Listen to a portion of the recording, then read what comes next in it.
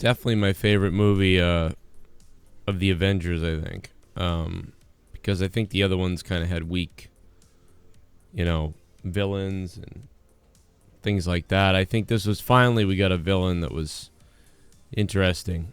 He's not even just a villain. He's a character with motivations, with a full fleshed out backstory who's interesting. And this could be Thanos Infinity War, less Avengers. This was Thanos' movie. I've heard a lot of people mention that, but it is the truth. I've seen it twice now, and it still holds up, even better the second time around. I'm telling you, it is Thanos' movie, and I love the fact that they gave him so many different elements for people to focus on. You wanted to side with him at certain points, or at least I did. Usually the bad guys have that familiar rhetoric where it's just they want to destroy the world. Why? We don't know, but they do. With Thanos, his entire home planet was destroyed due to overpopulation and famine. He wanted to have genocide for the betterment of his mankind. They refused, and his homeland was lost. So he went forward on a tirade of wiping out 50% of every planet, and his goal to, accumulate the stones was to do so, and it was very well fleshed and thought out. I really, really enjoyed that. That's very similar to Nero. I keep drawing the parallel to Nero in the first Star Trek. They don't really get into it too much in the Star Trek movie, the background, but Nero is kind of like doing this because his wife and kid were destroyed. They tried to save the planet, they couldn't do it.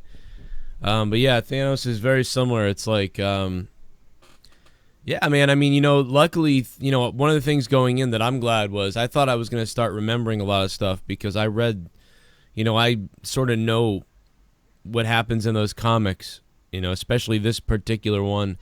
I didn't remember almost too much of anything. Some things were a little bit different, I feel like, in the movie. So I wasn't like going in there knowing at all what was going to happen, really, for the most part. I knew that he would get all the stones. I mean, I think even people that had no idea about anything, knew that, obviously, probably he's going to get all these stones. By the way, spoilers, obviously, I put in the title, but in just case you're ridiculous. Just to hammer that point home.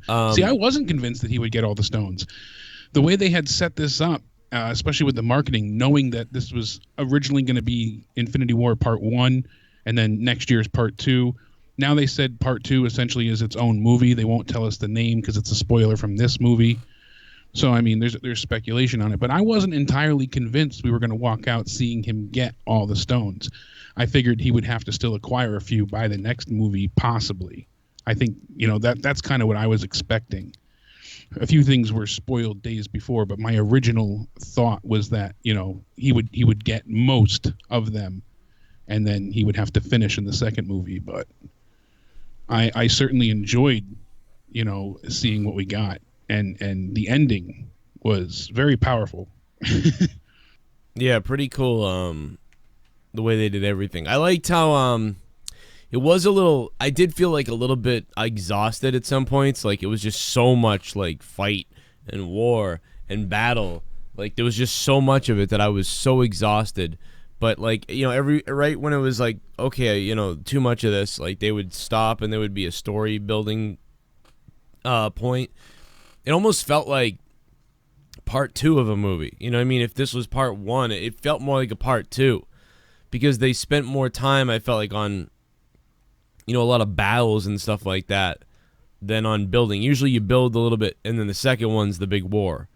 So it just right off the bat, it was a huge war. All over the place. There were just fights everywhere. I liked what they did. To be able to balance this many characters and give this many characters stuff to do. And again, this is a movie that somebody could probably come to this movie never having seen any of the other ones and gotten the understanding of what's kind of going on in a way. You know what I mean? Like you almost could have no backstory and you could watch this movie crazy enough. But it wouldn't be nearly as, much of a payoff if you hadn't seen every other thing. Because if you've seen every other thing they've done, it's like it's such a payoff because this movie really relies on the backstory of all the other movies and the characters being built in the other movies. Mm-hmm. This one doesn't build too many of the characters except Thanos. Thankfully we didn't have any additional origin stories. That's one thing that irks me about superhero movies in general. How many times have we seen Batman's parents die? How many times, things of that nature? And it's like, with this one, the only thing that they really laid into was just Thanos. And even then, we knew very little, but they did it. And like you said, the pacing to me, I didn't think it was tiresome personally, but I can see where you're coming from. But yeah, granted, I do agree with you there. I don't. I tend not to like a lot of action, so but I liked it though. It wasn't bad. It wasn't like Fast and the Furious. It was like. Yeah. I felt they did a good job with getting everybody their parts and their action. It was spaced out, few and far between enough to satisfy, that itch. There was some good humor. Like there wasn't a lot of humor in this one, I feel like, because there probably shouldn't have been.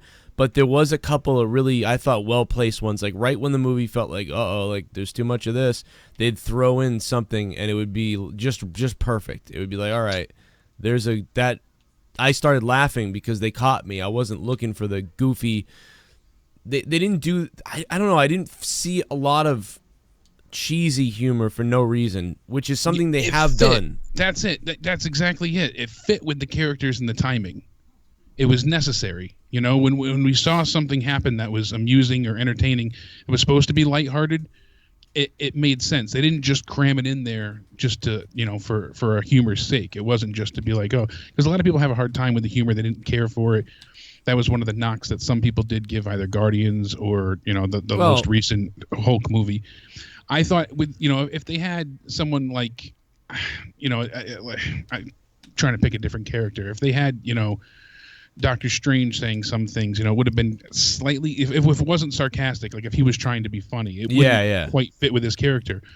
But to hear Peter Quill mock Thor and try and, he lowered his voice and, those moments, or seeing Drax, who's kind of, in a Marvel sense, dude, he's very literal. So to see him thinking he's invisible by being so quiet, how long you been standing there? An hour, stuff like those moments I enjoyed a lot. I thought that was hilarious, man. It's the oldest thing ever, but it's like still funny. It's like if you weren't sure if, Batista was playing a fucking retard, like that was so funny. Like that, I loved it, and it just in the little throwbacks. Thor, Hemsworth was excellent. Everybody fit their roles to a T, and that again made it that much more interesting. I really like him calling Rocket Rabbit, come on Rabbit, and things like that. And then you hear Rocket going ahead and he wants to go ahead and get the prosthetic arm from Bucky. Yeah, because even from the first Guardians, he's always been in love with prosthetics and technology. I'm gonna get that. He had Quill get him the leg. He had an eyeball in his pocket. Now this one, I'm gonna get that arm. Things like that. It just fit with the characters. It was placed nicely. Thing, real quick before you go on everything else, you brought up the raccoon thing, the rabbit thing. The best thing, there was by the way, there was a lot of like tiny jokes that you weren't really sure if it was a joke or not that didn't really go over. I noticed a lot of the audience wasn't laughing, and I think it's because a lot of people weren't ready to laugh. Like they were kind of in the serious moment, and the jokes were so weak, but they weren't bad. They weren't like in your face annoying. But one thing I thought was interesting was, he kept calling Raccoon Rabbit, but they almost never. I think one time he kind of made a face, but for the most part, Raccoon never said it's Raccoon or anything like that. They never kept doing that joke. He kept calling him Rabbit, but they never allowed for the joke to tell you the joke. That just was the joke, and if you laughed at it, and if you didn't, whatever, because they weren't going to stop to have his reaction, basically, is what I'm getting at, which I thought that was weird. I actually kept thinking, oh, we're going to get a reaction shot of him oh, it's Raccoon, but he never does that, and I thought that was kind of cool in a way, because normally it's they unique would do in a that. sense. Like you said, they didn't have to hammer it home. They just let it be subtle. And they injected the humor, but without interjecting in the story. They didn't interrupt you to like you said, throw it in your face. And there was a lot of quick throwaway line. I don't want to say throwaway, but quick lines that they went ahead and they just kind of threw out there. And either you paid attention, you got it, but The simple thing, like, people in the chat were saying with the eyeball, and he's like, I would have washed that first. The only way to smuggle it was in my, and then they cut him off. Obviously he had to smuggle it out in his ass, and that's the whole point of the, Yeah. But they didn't have to go ahead and show him, with the eye, and there was no dirt on the eyeball. It wasn't dirt. They just, quick little line, really funny, but again, subtle. So. Yeah, even that was one that, and I was on a Sunday crowd a week after the movie had aired, so many of those people either maybe already saw it or they just weren't huge fans of it. So, yeah, that joke nobody laughed at that. You figure a week out, these are people being told they probably have to see the movie, but, haven't followed some of the others. And anybody that was true diehards either A, couldn't get tickets, or B, already saw it. So, yeah, that's part of what you have to consider. But right off the bat, one thing I didn't care for, and I love this movie to pieces, was they really made the plot and whole movie of Thor Ragnarok really just redundant and obsolete. You figure Thanos, right off the bat, he's got the Power Stone from Xandar. He's got his lieutenants with him, and they're intercepting the ship that's carrying all the survivors of Asgard. And they're going after the Tesseract, obviously. And we tune in, and, all the Asgardians are wiped out at this point. There's not hardly anybody left, and we have Loki, Thor, Heimdall, and eventually we see Bruce Banner, Hulk. But Loki ends up getting his windpipe crushed. I believe that he's not coming back personally. We saw Heimdall get stabbed. He dies. He uses enough of the dark energy to get Hulk back to Earth to warn everyone. And then we see Thor float off, who meets the Guardians. But the point of this was that, we went so hard and saw them basically as a people survive through so much, having to fight Thor's sister off, and the whole destruction of their home planet, just to see everything that they fought for in the last movie get erased in about 3 seconds. Right. A lot of people feel it's like maybe that made it more powerful, but I feel like it was just like, usually you see these characters go through these trials and tribulations, and they went through all this effort. Asgard isn't a place, it's a people. And now they're gone. It's done for. Well, half of them are gone. Again, I thought Thanos. He said, they kept saying half, and they always said half, but it looked to me like the entire ship was destroyed. Yeah, it did, and even Thor said like half my people were. And half my people. Where were the gone. other ones? So, you were on a windshield, like they found you like floating in space on a windshield, frozen. I guess the Russo brothers have said after the fact that Valkyrie, who was in Ragnarok, is still alive. All right. And they didn't say anything about Korg. Maybe she got them out of there. Valkyrie's still alive. They were able to escape on escape pod, so that might be why there's only half of the people are still alive. But that I'm just looking at the movie as a whole, not what the director said afterwards. Right. So my first viewing, I was a bit upset and kind of like, this was kind of like, I hate that, by the way. All the time that's been going on now in Hollywood where they explain it later. It's like, no. The movie was the movie. If we didn't get it in the movie, you messed up. Yeah, that's a problem. And we should have seen that. And we should. And by the way, with the ending, towards the ending of the last Thor movie, with Ragnarok, with them all on the bridge of the ship and he's leading everybody, yeah, I thought we would see a little bit more of that. We sort of just assume like, oh man, everyone's gone and it's just Thor and Loki. Sorry, yeah. I'm starting to come out of my anger rage for the referees of the NHL. I'm watching the Bruins game. I am 33 years old. I've never seen a game rigged so hard. The referees are just atrocious. So I'm trying to come out of my funk of rage and depression of what I'm seeing here. Dude, I'm getting messages from Montreal people and Vancouver people who are like, this is the worst refereeing I've ever seen ever. And I'm like, this is crazy. But anyway, I'm feeling a little better. I'm coming out of it. I'm not even watching the game anymore, so I'm feeling a little bit better. My voice is almost gone because I screamed. I'm pretty sure my neighbors called the police because they heard me yell, I'll kill everyone, and I started banging stuff. So I think I might be done with hockey. I stopped watching basketball for the most part, and I'm kind of getting mad at how football is called now. Nobody knows what a catch is anymore, and now it seems hockey is just this is a mess. This game is a mess. Unless you're a Tampa fan, I don't know how you couldn't watch this and think that this is just jacked up. But there's anyway. Tampa fans even I've seen on Twitter saying that things are uncalled for. Well, I haven't seen that, but I've only seen I've people. seen two, so yeah. I mean, it's not.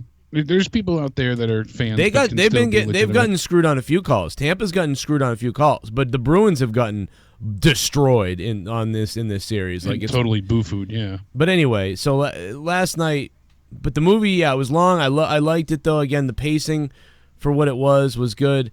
Yeah, that beginning, I would have liked to see some of the people die. You know what I mean? To feel that, you know. But I guess they were reserving that so you could see what happened to Loki. You know what I mean? Yeah, just see a little bit more of the destruction of the ship, or that. Even if they just showed the escape pods, the life vessels flying away, so you knew that some people survived, because they kept saying half, but it looked like everybody was dead. Yeah, it's like everybody in here is dead. Like, I believe when the Guardians arrived, dead. You know, there was just bodies floating in space. And then you had Rocket, windshield wipers, you know, again, that you know, it fits his character, but I got a kick out of that. You had Thor stuck to the windshield. Now, yeah, and I liked the Thor stuff was funny with Chris Pratt. That was it's Chris Pratt, right? Yeah, that's a man. You know, you're a dude. Those kind of things. Yeah, that stuff was funny. Yeah. What else? So, yeah, and so anyway, the only thing, well, I don't know. Where do you want to go next with this? Because I can gush about this whole movie. So I was trying to knock the negatives out of the beginning. You know, like I said, Thor Ragnarok kind of felt a bit pointless in a sense for that. We didn't get to see Valkyrie. Another point of contest for me was, or contention, I should say, I didn't quite like how they handled the Hulk in this movie. Yeah. I don't know how. I've spoken with a few people so far. They kind of most disagree with me on this one, but I like that Hulk was a bit of a petulant child, and he refused to, you know, call to action. It was good with the first part when, you know, Ebony Maw first showed up in New York, and, you know, they had that little interaction. But you figure, as smart and you know, technically savvy as Banner is, they could have figured out some way, shape, or form. Plus, a lot of the marketing showed Hulk Banner as Hulk fighting in Wakanda at the end, not him in the, you know, Veronica suit. So Hulk, you know, and Banner, besides warning people, kind of felt throwaway in this one, more so than everybody else. He felt like an idiot at times too. And here's the other weird thing about the actor. I don't know what was going on with him, but Mark Ruffalo was. I thought his acting was bad in this movie. I don't know why. He was very weird at times, like especially in the suit. Stuff he was saying, it just like I couldn't tell if it was supposed to be funny or if it was the way he said things. It was very weird. It's funny you mention it. I don't mind the story they're trying to tell though with Hulk, like, because it's gonna probably come into play in the next movie where like he's, you know, still Hulk won't come out and then he'll come out at the end of the second one, because it's like they're trying to delay. It's like, how many times have you seen him become Hulk? So it's like not an amazing thing. So they're sort of setting it up that like, oh wow, like there's the Hulk, we haven't seen him now for a few movies or whatever, for a movie or two. You know, so they're sort of trying to desensitize that and use it in a story thing, which so I actually, you know, even if people are upset about that, I get it, because they're trying to tell a story with it, so I get that's fine. My only thing was I just thought the acting from him was bizarre. Like, I don't know if he was like supposed to be playing it that way or he was depressed or whatever it was. Like, yeah, he didn't fit well. And the only time that I had my, you know, suspension disbelief, you know, kind of kick in moment, the Uncanny Valley thing, you know, where everything else looked good, was seeing Ruffalo when they took the head off, you know, to show his face in the, you know, the big Iron Man, the Veronica suit there, after the arm was tore off, and we start seeing people fade away, you know, at the very conclusion of the film. For some reason, they cannot get people inside of like mech suits or wearing, you know, gigantic armor to look right. It looks CG. You know, Pacific Rim is one. Another one is like Avatar. Movies like that, when you have somebody inside a gigantic machine or something like that, it never quite looks right. I don't know why they have a hard time with it. But I'll tell you why it doesn't look right. You want to know why? Why is that? You ever seen a small guy wearing a giant suit and his head looks disproportionate to his body? Yeah. It's actually the visualization that you get when somebody's in a mech suit. So even when you're digitally doing it, it doesn't look right, because a person's head and shoulders sticking out of the mech suit just doesn't look right. The only movie I ever saw it look decent in, at least to my recollection, besides like Alien, when they had that different mech, was Matrix. They were in those mechs in Matrix. They looked okay in that. I mean, the CGI wasn't the greatest. When they were fighting for Zion. But that wasn't too bad. They didn't look disproportionate, but that suit that Ruffalo was in is so red and huge and fat. Like, it's so awkward. But you're right. At one point, he was in the background, like, what's going on? Or are you okay? Or what's happening? Or something. And he was in the thing. It looked like he wasn't really in it. Yeah, it looked like he was like a popsicle stick, Yeah. against a plain paper background. Like it looked like they pasted him over, and I don't know, it just felt like some like the rotoscoping and things like that. It didn't feel flush. Everything else looked so pristine and just, it's one of those moments where you wonder why they couldn't have had a practical effect. You figure the robot isn't moving, it's just standing there, and he's got his head out of the top of the suit. They couldn't have had a cosplayer built a plastic model for them. And just to have him stand out of a broken mech suit, you figure. They're like, whatever. There'll be a million people standing around. Nobody, whatever. Yeah, and I know this is super nitpicking, but that's what this movie required because everything was so good. You can definitely tell when they had like real explosions versus, the practical versus CG. Like when there's a point in time where they're in the fight in Wakanda and they have like the tracer missiles and rounds come down. And, War Machine is firing off a little bit of rockets, and you see the fireworks come up and the explosions. And real fire always looks so much better. Right. So things like that. But even still, the CG was greatly improved, I feel like, in this one. Yeah. I don't know. I thought it was pretty good. The only thing was that moment where I was like, oh, man. Like, this don't look very good. Yeah. And besides that, the only other thing I was a little bit miffed about was they're handling, again, that was the true throwaway line, saying that Ant-Man and Hawkeye were both out, they took a deal from everything that happened in Civil War, and they were on home arrest or house arrest. So that's why you didn't see them throughout the movie. And there was so many fan theories about how Hawkeye might even be the carrier of the Soul Stone. Hawkeye, is going to play this big part. He's on some super secret mission. I know he'll have a bigger part in part 4. Still might but I be, wish yeah. we got a little bit more from either one of them. Yeah, I this is another thing again where like I feel like with storytelling, when you're telling this part 2 that they're telling and whatever else, I think that they're kind of, this is one of those things where it's like, you bring in fresh faces kind of in the next one, even though we know them. It's something more to look forward to rather than all the same people again.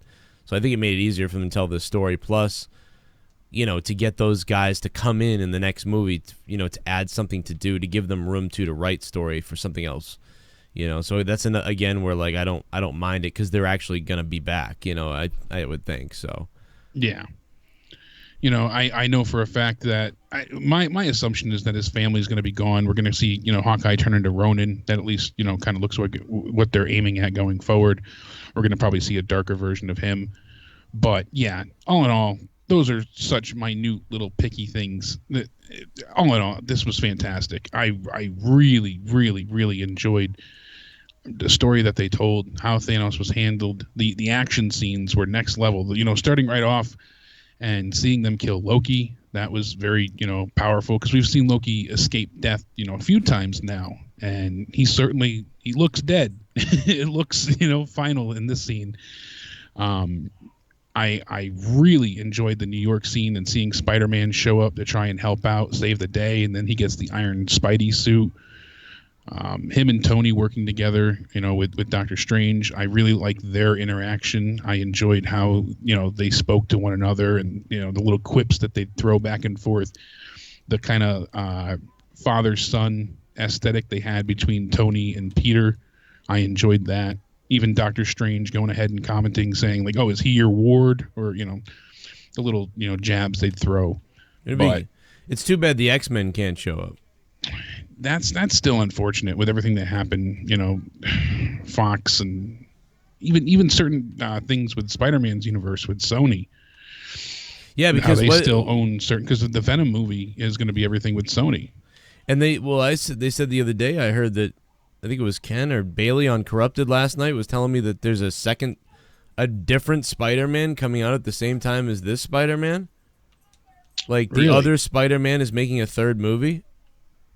I didn't hear that. That's what Ken said last night. That's crazy. I know Venom's coming out. Yeah, Ken said that. Well, at least this is what Ken said the other night on Corrupted. He said that on top of Spider-Man in this universe that we know now, that other Spider-Man guy of the reboot that made 2 movies, he's making a third movie. Oh, with Andrew Garfield? Yeah, Andrew Garfield, like wow. ridiculous. I didn't know that was happening. That's ridiculous. That's so pointless. I swear to God, like Ken was adamant about it last night. I was like, no way, and he's like, yeah, I heard the other day announced. I'm like, you got to be kidding me. Yeah, see, I thought the rights and everything was handled with Sony handing over Spidey to Disney with Marvel. I didn't look it up. Last I heard, there was no new Spider-Man. That they have the rights still to some of the villains and some of the people in the universe, but I don't think that that's accurate. I'm pretty sure that might be something he heard wrong or it changed since then. Yeah, Leah. I'm almost like 100% positive that's not the case, but I did ask Leah. She didn't want to do it. But what do you think about the? Let's go to the ending. I mean, like, I don't know. People are dead, or we don't know if they're dead. You know. One of my thoughts was how cool it would be if this was like an alternate universe or a pocket universe, and everyone we saw disappear is actually still alive, and then the people that weren't turned to dust are actually dead, but they're just in an alternate universe. Different way of looking at it, but I don't remember the comic at all, so that's the good thing. If there's anything from the comic involved in this, that I don't remember it, so that's good. But yeah, my thing was like, yeah, the stuff isn't either it's not happening or it is happening, and Doctor Strange saw it, you know what I mean, and he was like, well, I have to keep Tony Stark alive because he's going to be the one that saves everything. Yeah, because initially he says, whether if it comes down to you or the kid, referring to Tony and Peter, or the time stone, I'm choosing the stone. Don't forget that. And, Tony said, yep, that's fine. And then they get to, where is it, Titan? And from there, you see Doctor Strange freak out. And it was really cool the way they did that, too, seeing him go through all the different timelines in his head, and he's twitching and bobbling and weaving. And they, what was the number? I think it's like 14,601,000, something like that. Hey, don't get fucking mad at me, bro. Ken said it last night on Corrupted, you fucking faggot shit. Ken said it last night on Corrupted. Don't fucking say I said it, you little faggot bitch. I didn't fucking say that the goddamn thing was happening. I didn't say it. Ken said it last night. Your fucking hero said it. So you can ask him about it. So nice try. I'm not the one saying there's a second Spider-Man. Go listen to Corrupted last night, but you probably don't because you're not a patron. So shut up. Ken's got his head up his ass, not us. Hello? You're just bringing up all right? Points. He doesn't care. He doesn't care. All right? Yeah, thank you. It was 14,605,000, and out of all those possibilities, they only won once. And that's a little ridiculous to say, but again, that's how powerful Thanos is. It made him seem even more deadly and accurate and just menacing, malevolent. And from there, you saw Doctor Strange's attitude change, and he knew that he had to go ahead and keep Tony alive. So he says, and now you're blocked, retard. He says he'll keep him alive to go ahead and I'll give you the stone, no tricks. Yeah.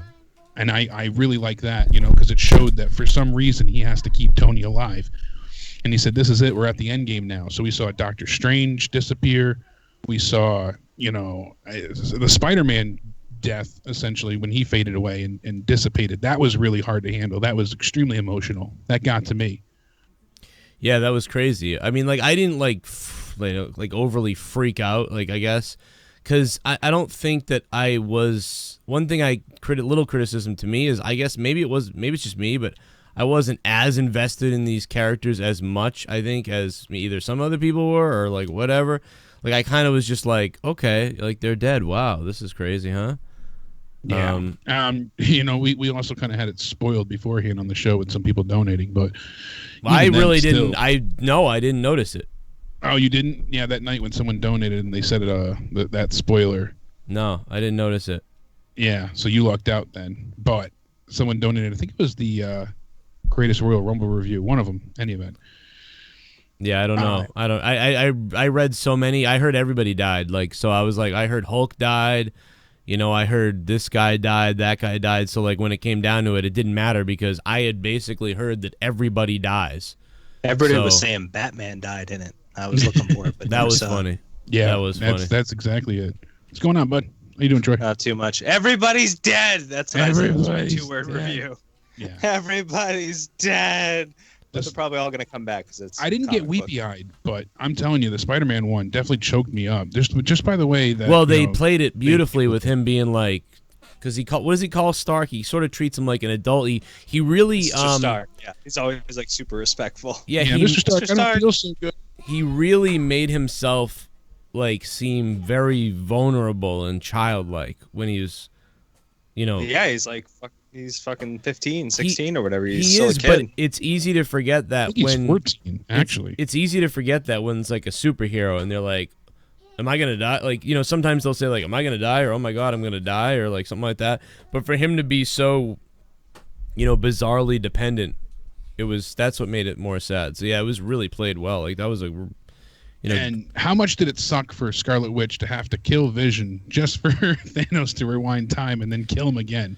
So literally, you had to go through all that pain for nothing. That was the funniest thing. Like to do it twice. You knew she was gonna end up having to kill him at the end or something. Like you knew that was coming. But then when, then she did it, and then you're like, oh wow. And then, for him to just go, I'll just go back in time and now I'll just kill him and take it anyway. And it was just like, oh my God, he got this kind of noble death.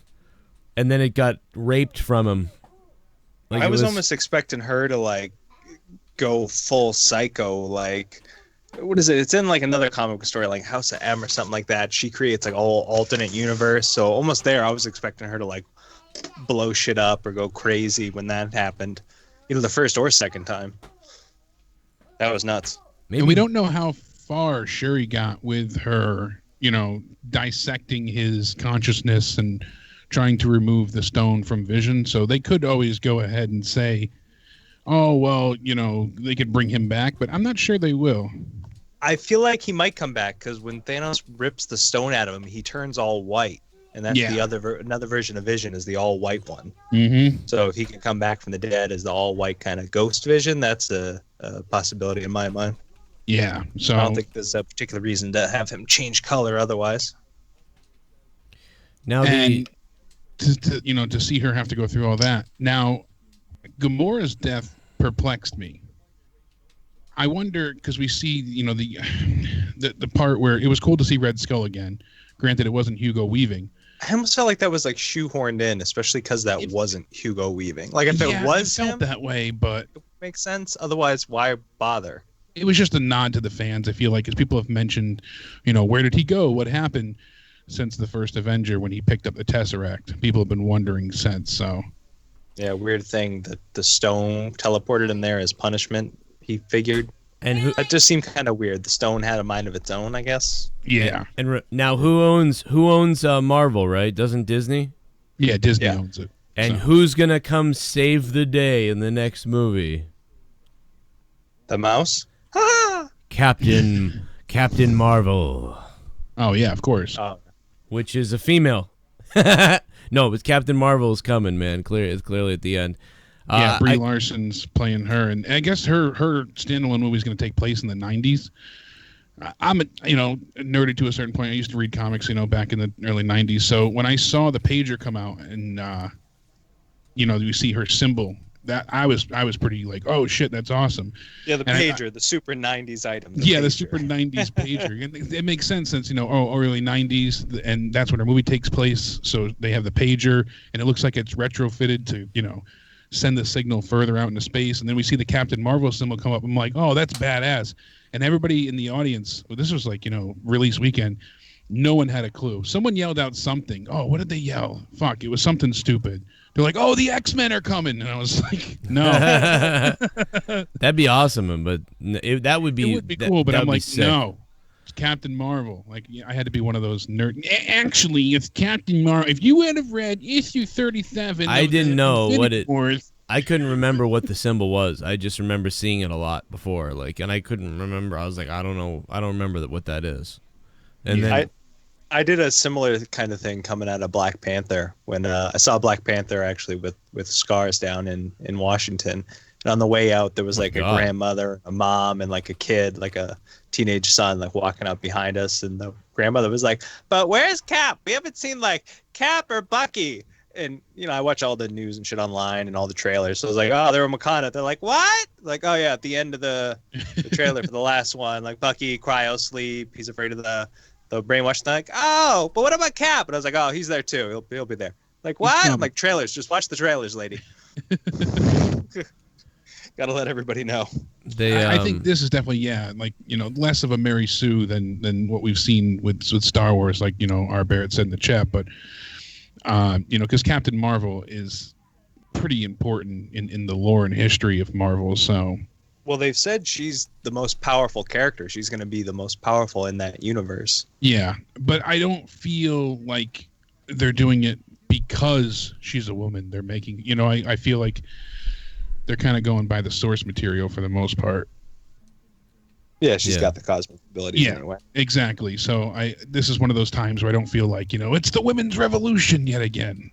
And it makes more sense to use her rather than the original Marvel, because she's actually human and has that one connection to Earth. I mean, there's a lot we didn't see too. They could have brought in Silver Surfer, for Christ's sakes, if you really want to get into it. But wasn't he dead? I don't know. I think Fox still owns the rights to that. Fox has that in Fantastic Four. Yeah, but didn't he die though? Didn't Silver Surfer die? Well, he hasn't been in that universe. Yeah, he hasn't been in the Marvel. They wouldn't connect it to the previous. Yeah, they would do their own thing. So. Yeah, but I thought. Oh, I guess I thought they did, and he died. Yeah, those Fantastic Four. Oh no, I'm thinking of Quicksilver. Oh, the fast guy. Yeah. He's dead. He got shot to shit. For as fast as he is, he can't outrun a bullet. Yeah, of course he's the dead one, the fastest. What a way guy. to die too. We've seen him, move as fast as he could, and then what? Couldn't outrun a bullet to save a child. Like, it was just, that was a bit ridiculous. I would have rather have seen Ultron grab him super speed and rip him in half or something. It's just really too bad about the X-Men. I like the way. This makes a great point too. I like the way they handled Scarlet Witch in here. How they made her super strong, but they did this a lot too with certain characters that were overpowered. Like, okay, well, they made it so she, during the Battle of Wakanda, she had to stay in guard vision, and right up until they were about to lose, then she came out to help. And they even commented on it, like, "Oh, where's she been?" But she had to stay with Vision, So they handled the overpowered people well. They stabbed Vision right off the bat, because he was pretty OP in previous iterations as well, especially Civil War. So we go ahead and we see him get stabbed, and he says, "Oh, that took away my powers to go ahead and sense through." So I was like, "Oh wow, that's a smart way to do it." Now he's injured, incapacitated, So they had main Avengers on the field at Wakanda fighting to protect Vision and the Stone, but at the same time they they did it so no one was too overpowered at that point. Thor was with Peter Dinklage trying to get his Stormbreaker axe. I even liked that. I thought it was a little bit long, but I liked the way they handled everything there. Thor was the only one that felt overpowered, but he's a god. He should be. Well, the only other thing is about being overpowered and powers being crazy. You really got to establish that you can't be in more than one place at a time unless that's your power. So no matter how crazy you are, and sometimes Superman can do it, but no matter how crazy you are, you can't be in New York and in Chicago and and in space where the thing is happening all at the same time. So yeah, that's why Thanos had to send the fucking Black Legion instead of himself to Earth, and they had to kidnap Doctor Strange and shit.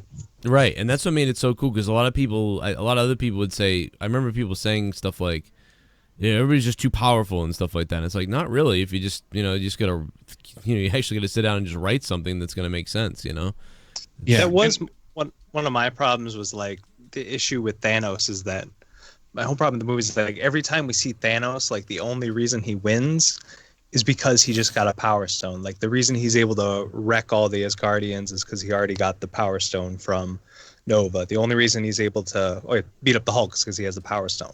The only reason he's able to stop Loki from stabbing him is because he got the Space Stone. The only reason he can trick Gamora and kidnap her is because he had the Reality Stone. The only reason he could, kill Vision is because he had the Time Stone. And he got away once too. He always had was one step ahead. And Star-Lord, he got away once because Star-Lord couldn't hold himself. So yeah, exactly. And that was infuriating in its own right, but it's in the sense it fits with Star-Lord's character. Yeah. I mean, with him, they're that close, and Peter's getting the gauntlet pulled off finally, and you have Tony yelling, calm down, and he's what are you grieving? And he just snaps. And that's why I said the death of Gamora was handled well, but I have a hard time picturing her not coming back for future iterations of Guardians. I mean, we could get a Guardian movie going forward with just Rocket and Nebula and things like that, and they can. The OG Guardians are still out there, assumably. Yeah, possibly, but and we could go ahead and we could also see Miles Morales go ahead and take up Spider-Man. That could be the next movie. I just wish that the other movies coming up weren't announced yet, or we didn't know for sure that these movies were in production, because it would make some of the deaths, like Peter Parker's, a little more impactful. It almost feels like, well, of course he's not going to stay dead because he's got a movie coming out in 2020 or 2019, whatever it is. I feel like it could be interesting. They could do that there. They could do just a universe split. Like at that point, you treat the fact that never happened. If maybe when he snaps, it made an alternate universe where just Peter never got out of the bus, and that's the Sony Spider-Verse, and you start relating it more with Venom that way. Yeah. You just don't have that universe interact anymore. Well, from what I've looked up since we started talking about, I don't know if it was Ken or Bailey last night, but one of them told me about this, and I just looked it up, and yeah, they're not doing that other Spider-Man. Yeah, no, they wanted to, because they were going to do a Sinister Six movie. That's why they showed in Spider-Man, Amazing Spider-Man 2, the one where they killed Gwen and all that shit, that they had all the different suits. Yeah, the one with Rhino at the end. They had the different suits in the background. They had Vulture. They had Dr. Octopus's, and with the part where the Green Goblin was made. So they were aiming to build in the universe a Sinister Six movie, and then they were going to have Venom come in and Carnage, and they had all these great plans, and the movie flopped hard. A lot of people didn't like Electro and the storylines and the villains, and so it just got shit canned. Now Venom, obviously, and anybody else that coincides with that is still Sony and Fox on that side, but everything else is going to be from Marvel. And I'm sure they like it because the licensing and all that, they're getting a shit ton of money off of these movies. They grossed over $1 billion in less than 10 or 11 days. Yeah, it's been so far. Who made more money? Because people like MTV says Black Panther was not much better, but Black Panther's a better movie. So many people saying Black Panther made way more money. Black Panther was the better movie. No, this one beat records and beat out Black Panther already. Oh, from everything that I read, I'm I'll telling pull up you, exact quotes, but this world is so screwed up. They're saying that Black Panther was better and made more money. You can look at the MTV tweets from a couple days ago. Before I saw the movie, I was like, wow, I can't believe they're saying that Black Panther is better. Avengers Infinity War becomes the fastest movie ever to surpass $1 billion worldwide, tops $1.16 billion in 12 days, and Avengers Infinity War scored second biggest weekend ever. Wow, okay. Because this is their second weekend. So but I heard nothing about it. I heard not really anything about it. All I heard was Black Panther when that did whatever. And then earlier, again, like I said, I heard people saying Black Panther was better. I haven't even heard that, this movie was breaking records. I didn't even know that, but I knew Black Panther was breaking something crazy because they were going nuts about it. All right, so Disney and Marvel's latest collaboration earned $112.5 million in over 4,500 locations in its second weekend. The 56% decline from opening weekend was just enough to top the record previously held by Black Panther, which made $111.6 million in its second weekend. Star Wars The Force Awakens holds the prize for biggest second weekend with a mighty $149 million in 2015. Only 5 films ever hit a $100 million mark in their second weekend. Wow. So it made more than it beat Black Panther. Oh, okay. At the box office. I liked Black Panther, but I saw it, much later on.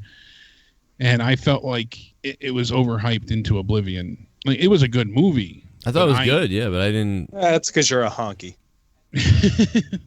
Yeah. I've heard that as well, but I thought it was it's similar to Ant-Man to me. It was just like one of those sort of like leftover good movies, like leftover but good. I enjoyed it, but I didn't think it was the best ever. What I really liked about it was that it was different than many of the other movies with the same old okay, here's the bad guy does this and then this happens. I liked that it was a different flavor of stuff that's going on, not just anything else, just that it was a different sort of story. Everything else is always, I don't know, everything else is so similar. So I liked that about it. Yeah. Also, how do you two feel about this with Gamora? The way they're handling her. Like I said, I really do have a hard time imagining that she's going to stay dead forever. With her being, the child version of her, anyways, being in the Soul Stone, I wonder if her soul's just trapped in there since the way he had to kill her in trade for the Soul Stone. I don't remember somebody it was, but writer or director was like commented on that, and confirmed part of her is like in the Soul Stone. So I guess because he sees her when he snaps alive. his fingers, and he said, she says, "What did it cost you?" And he said everything, and everything meant her. That was everything that he cared for. I don't know if I know I kind of have an idea what I think is also happening and some other things, but I don't know if like what I'm going to say is a spoiler. You know what I mean? So I don't know, because like I know some things because I know that I read stuff, comics years ago, and I also saw some of the set photos and stuff. So that's why I'm. These are just theories. I'm trying not to delve too much into. I mean, people think that people are going to come back and they're not dead, and are they in a different universe? I thought that, if I remember right about the stones and the, everyone's guessing about where they, if people are dead or where they are, they're in a universe. They might be in the stones. They might be in the stone. Yeah, that was another thought where you had everyone that turned to ash be in the Soul Stone itself. Right, which is something that I think it could be, but where they are. But those are the only other things. I wish everybody was dead, though. I like it when people actually... that's why I like the finality of the earlier deaths. I wish a few more had happened a bit earlier on. They could have killed someone like, Bucky. Just because his name... Just because kill Bucky again. The man's died enough. Just because his name is Bucky. I hate... your name's Bucky. We're going to kill you now. Bucky. Yeah. And I don't like Bucky because of Bucky Dent. And to see how Bucky devastated Cap was to watch him dissipate into nothingness. They handled the end death scenes well, I feel like. It wasn't overstated. I laugh hearing about, people that passed out in movie theaters because they were so overcome with emotion. I gotta say, I was shocked by too. Spider-Man obviously, but then Black Panther, like when he goes to pick up what's her name, Michonne, Denai Guerrera, and like, oh shit, they're gonna come. Oh shit, he's going. Oh yeah. I didn't know it was gonna be her. Did not see that coming at all. Dude, I gotta tell you, the funniest thing when Black Panther died was because that was the last movie that came out, right? So people just fell in love with this character, right? And maybe a lot of people fell in love with this character. It's this big black lady and guy next to me, and I swear to God, when Black Panther went, they were like, "Oh no, you go!" And, like, it was pretty quiet, like, you know what I mean? Like, no one really was saying much, just like, oh, like some people were groaning and stuff as people disappeared. Is Thanos racist? Did he kill all the black people? Because like Sam goes and Rhodey goes as well, don't they? Yeah, but a lot of other people went. They killed a white kid. Come on, what do you want? Yeah, he's pretty indiscriminate. But so I just thought it was so funny. The people next to me really went really freaked out. But it was. But speaking of that, by the way, speaking of how Black Panther came out and the big, talk about racial issues and stupid shit that went on. The funniest thing about thing. His appearance on Black Jeopardy. No, this is the funny. That was amazing. Troy, I don't know if you caught this, but it was the funniest thing.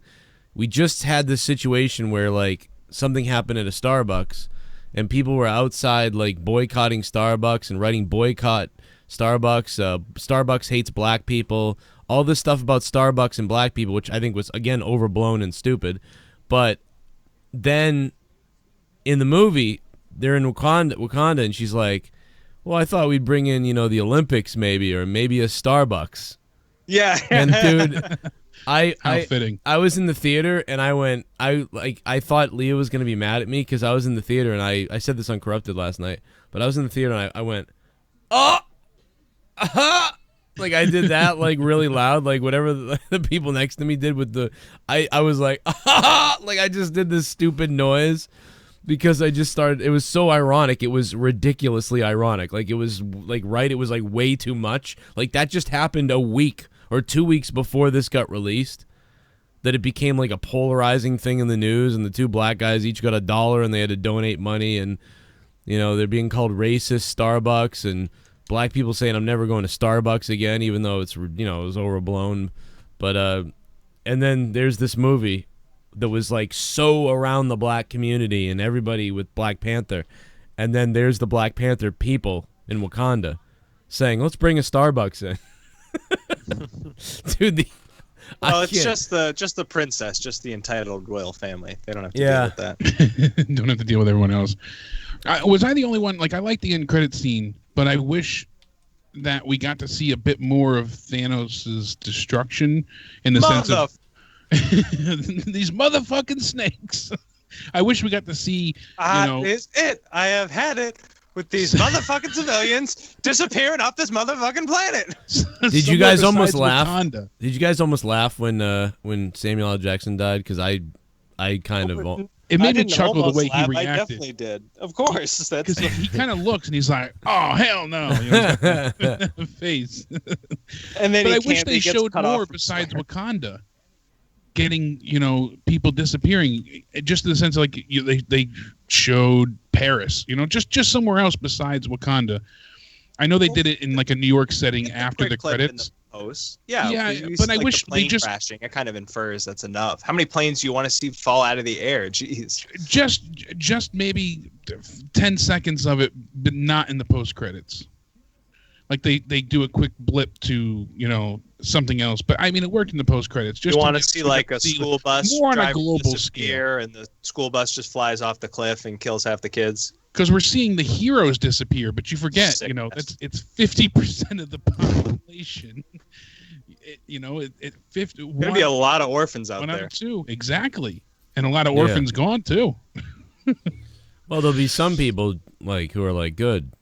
Just for them to turn to Times Square at that exact moment and just see half of the busy street just disappear. That's it. You know, just enough to set home like, oh my God, civilians too, not just our heroes. So you probably at least a few assholes out there relieved they don't have to pay child support anymore. Like, kid's gone, that's it, right? Like off the hook. Are you telling Teachers me in the classroom like, I can't stand half your asses, and they just. You know, are you telling me that Captain Marvel's going to happen before the next Infinity War? Yeah, the solo movie is taking place in the 90s, like early 90s. But next year it's coming out? Yeah, it's coming out in February, March, oh my God. and so then and then in May of next year is the next Avengers. So, oh wow, okay, so I get you. So it takes place in the 90s, so that way they can do all the stuff they want to do. Okay. Yeah, to prepare us for what's going to happen in the fourth Avengers. Jackson doesn't have to wear an eye patch. Very similar to the He doesn't have to wear an eye patch. Yeah, we're going to find all about Captain Marvel, and then that will make sense at the end for all the people that don't know who Captain Marvel is.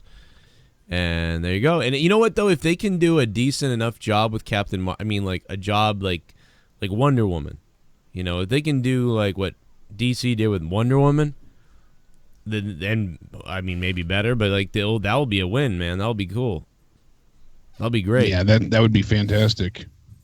But what do you think about do you think that, I don't know, man, I'm worried there's going to be a thing over the woman thing because people are just so pissed off about it. And listen, I agree that most of the other times, like we people should get mad, like Ghostbusters and things like that. But again, like you said, this isn't one of those times where this isn't different. Like, this is part of the comic books. This isn't like they just made this up to, you know, push some agenda. But it is, you know, it is going to irritate people that it's become the main event. But it's the end game in the comic too, isn't it? I mean, so it's not like... Plus, they're going to have Adam Warlock as well be in the next Guardians, I guess. So it made sense to have Captain Marvel. Right. So yeah, she comes out, Matt the Misfit said, March 6, 2019. That's going to be... And then Avengers is going to be in May, so 3 months later.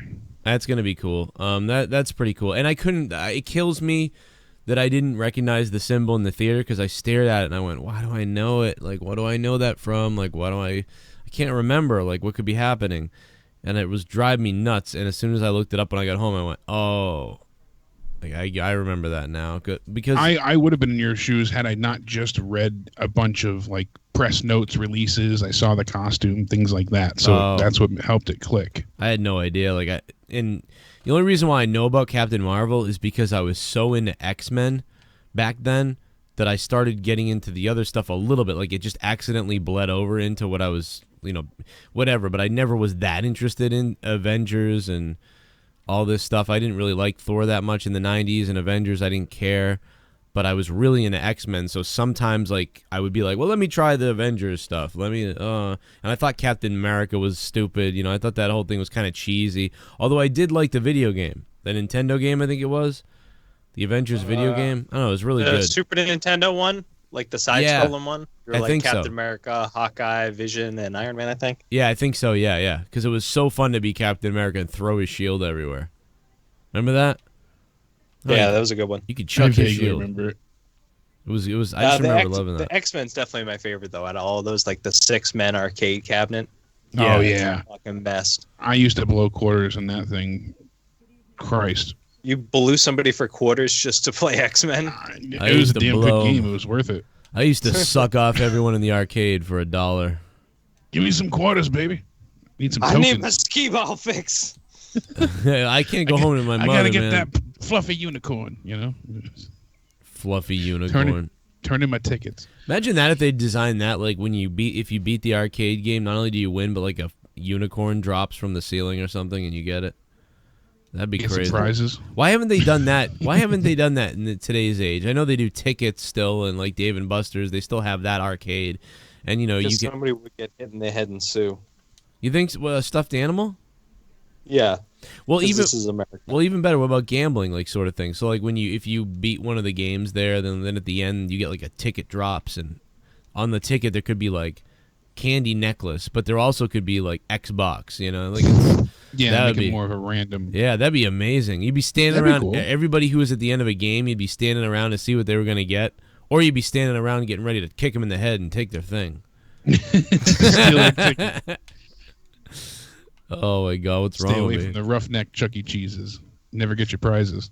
That'd be cool. I mean, they even have those websites now. There was another channel promoting it not long ago where you go online and you play claw machines that are in, I think it's China or Japan, one of the two. And they have a live camera feed. You can pull up different angles, and then you pay tokens to play. Yeah.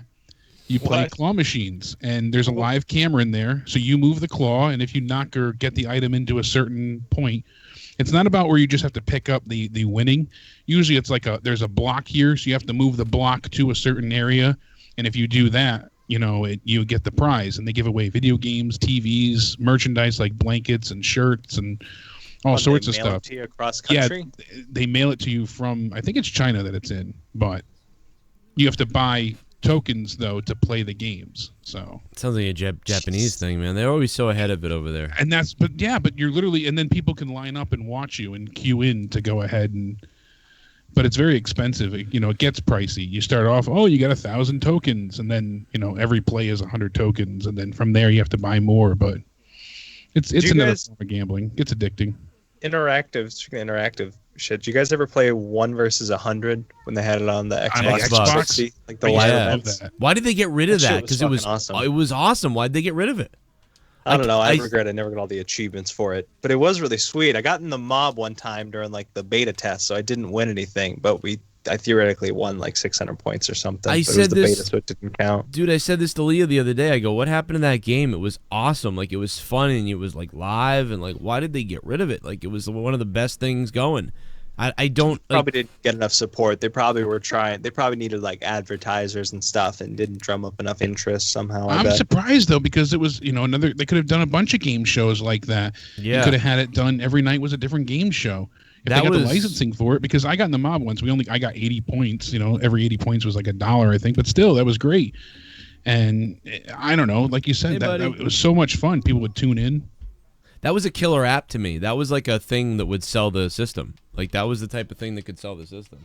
There's some kind of real life live trivia app that's like that. A couple people have told me about like 2 or 3 times a day. You tune into the app, or it's on like the radio or TV, and they ask questions and you answer trivia questions via the app, and however you get right, you actually get money and stuff.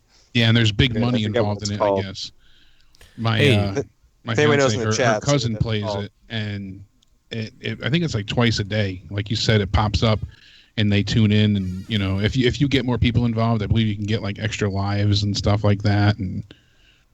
But they play ads, and then the show goes live, and then I think there's 10 questions, kind of like Millionaire style.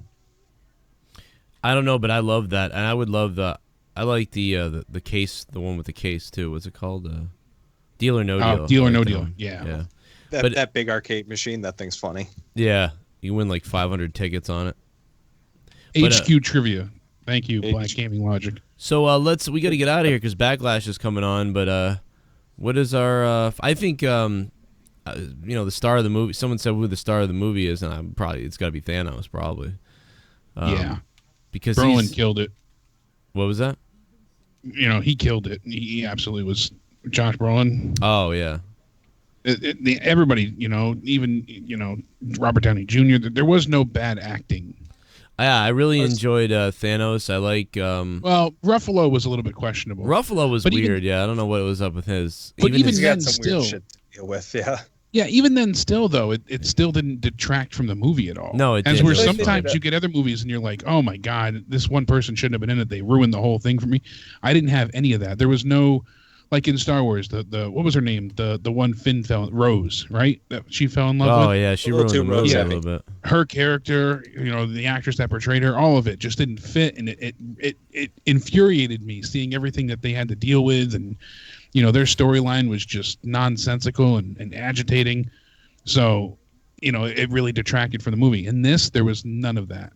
It was really well balanced, yeah. Like among the big three, you get a good amount of screen time. Cap and Iron Man and Thor, and then all the secondary and tertiary characters get time. Even in like the battle scenes, they tune in everybody here or there. Everybody gets a good amount of screen time. Yeah, and like I said earlier, like if people didn't see any of the other movies, you could still watch this movie and kind of get what was going on. So they did a good job of that. And then on top of it, if you did watch all the other movies, then this was a much bigger payoff. And I really like Doctor Strange. Like I really wanted to see that in the theater badly, and I didn't see it. But and I'm sure it was okay. But yeah, Benedict has been playing a much better face or a good guy recently. I don't think he can play a bad guy anymore. Like originally, started getting casted as all these bad guys, but yeah, he kind of got typecast for a little bit for that. He's too likable. Like it's like Sherlock Holmes. You like him in that. You like him even in Star Trek. There's a moment in Star Trek when he's Khan, when he's like Kirk has to help him, and I thought it was ridiculous because after he like smashes the girl's dad's skull and like steps on her back and he's like crazy or whatever, but then he's like working with Kirk, and then he's likable, and it's like that. I just was too likable. It was too likable. So like I like that he's I like his humor. He's got a very dry humor in the movie. But everything else I liked it, man. I don't know. 8 out of 10 for me. I liked it. I would give this 9, maybe even a 9.5. Like I'm seriously, in love with this movie. Wow. The culmination, as you said before, this was a 10-year project, and to see it pay off in such a fantastic way really was magnificent. They nailed it. Yeah, this was it really was a good payoff. I was really concerned, that Thanos wasn't going to be as badass as he needed to be, and it was going to be like, oh man, he really should have been. And instead, he was bad, but also they built on that character. So like that was the biggest thing. If the bad guy wasn't interesting and good enough, like bad enough and interesting enough, it was going to be disappointing. So good thing it was good, man. I mean, yeah, maybe an 8's a little low. I don't know, 8.5, 8, something like that. I don't know. I like it, but I feel like if you don't have the full Marvel background, it's probably a little bit lower because you don't get as much that big payoff like you were saying. So it might be a 7 or 8, but knowing all the backstory, looking for everybody to kind of get their payoff, this movie really gives you all that. In particular, I was a big fan just because of how I like the movie style. I like the fact that it was so action and story based. Everything just kept moving. There's really no slow parts. It didn't get choppy to try to jump around. It balanced everything so well. Plenty of action, but the storyline kept moving as well. So, dude, with all the payoff, definitely like a 9 out of 10 is solid. I did get a little distracted at one point with Peter Dinklage because I was like, they were making him like the giant guy, and he's that was pretty funny.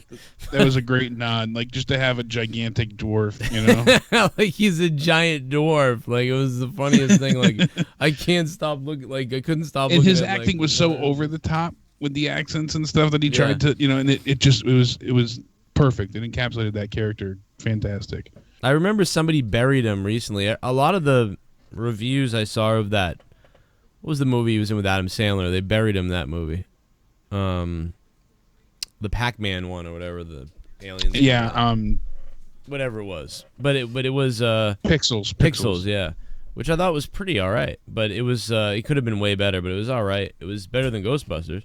And yeah, people like buried. Always bring up Ghostbusters every fucking week. Well, because because people said it was better, and I go, I don't think Ghostbusters was better than Pixels, but they really buried him in that movie. Like all the reviewers I watched, like every one of them went out of their way to be like, I'm surprised Peter Dinklage was this terrible, and I was like, was he really? I was like, it was. I didn't think he was that 3 bad. Billboards. What? 3 Billboards outside Ebbing, Missouri. Francis McDormand, Woody Harrelson one. I didn't see that one. That's a good one. He's in that. He's good in that. Well, I thought he was all right in the Pixels, and I thought he was fine in this too. It was a little weird, distracting. Like, oh, like this is weird that he's huge, but it was funny. I was like laughing at it, but then I was like, oh, whatever. It was okay though, but it did stick out a little bit at first. It was a little jarring. It took me like a few minutes to get adjusted. Let's put it that way. It was bizarre. I don't know why, but it took me. Like, it was funny because his like sizing, his portions and everything were all accurate. It's just big. Well, that's the thing, like is a giant baby. Another point I could see that they were filming like from underneath him, looking up and just making him bigger in the shot. So that kind of like jarred me off a little bit too. But whatever, it was okay because that was like part of the joke, I guess. But it was I don't know, man. I did enjoy the movie. Didn't have a lot of dialogue in this movie. Again, that was another thing that I didn't like as much. I wish there was a little more like dialogue with some things. But again, once you see all the other movies, it's kind of like, what else is there to say? Let's get this going. So if you just watched all the Marvel movies throughout the last 2 weeks and then saw this movie, like, it is amazingly awesome. But if you just look at this movie by itself, there's not the most, development going on with all these people, really. Like, with the dialogue is so little. Like, I would be curious to put the amount of words that were said in this movie up against some of the other ones. And I saw it with people that love Marvel, and then I saw it again with people that hadn't seen hardly any of the other movies. I think they saw just the original Iron Man movie, and even they still liked it. So. Mm-hmm. They had questions, but they still enjoyed the movie. Why would they? It was laid out. Just after always being Iron Man, they wanted to see it, so hey, it worked out. My buddy I hadn't seen in a while came along with me, so it was cool. It would be kind of funny if you tried to have somebody like Memento, the MCU, just start anymore and watch every single one in reverse. Go backwards, order. Yeah. So every 2 hours you start learning more. That'd be actually. And you get to the end and you're like, hold on, this started when they kidnapped some asshole billionaire in the desert just because he was an asshole? What? But even they liked it. They had some questions, obviously, but dragging them along, they enjoyed it. There was enough where you were able to put together, okay, these are the good guys, this is the bad guy. He wants to, it was much more. Is he the bad guy? He's just trying to save 50% of the universe. I'm saying from their standpoint, though, there was enough of context clues to pick up on, enough to enjoy a movie. But yeah, I really appreciate it for that fact that they didn't have to spoon feed information to the audience. Black Widow. They kind of knew that this was the culmination. They gave you the quick review at the beginning and the quick information, filling everybody in what the stones are, but you need that. I don't have any of them on Blu-ray yet, I don't think, so it's going to be, someday I'll get them all on Blu-ray or something. I got Doctor Strange I can loan you. I'd like to watch that one, yeah, because I really wanted to see it in the theater, but I'll probably just get it. I know it's pretty good. It really plays into Benedict Cumberbatch's strength. I mean, the whole character does, like, asshole, sarcastic, doctor. He plays into it really well. Why am I faking a German channel? What the hell are you talking about? Why am I faking a German channel? And there's a corrupted in Europe. Well, I'm American. I'm using an English word. Tell them to use it. Tell them to use a German word. Assholes. Right?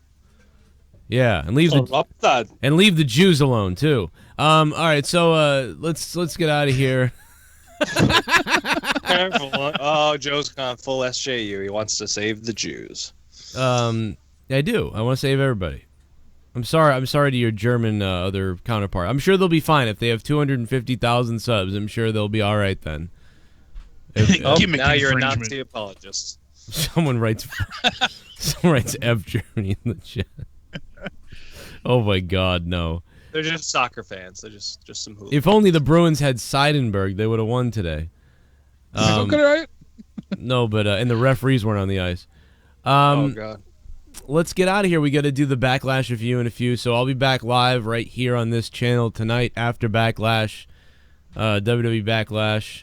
So maybe some PUBG later. Test servers are still up, I think. Really, they're back up again? Yeah, they're back up this weekend. I might. Link.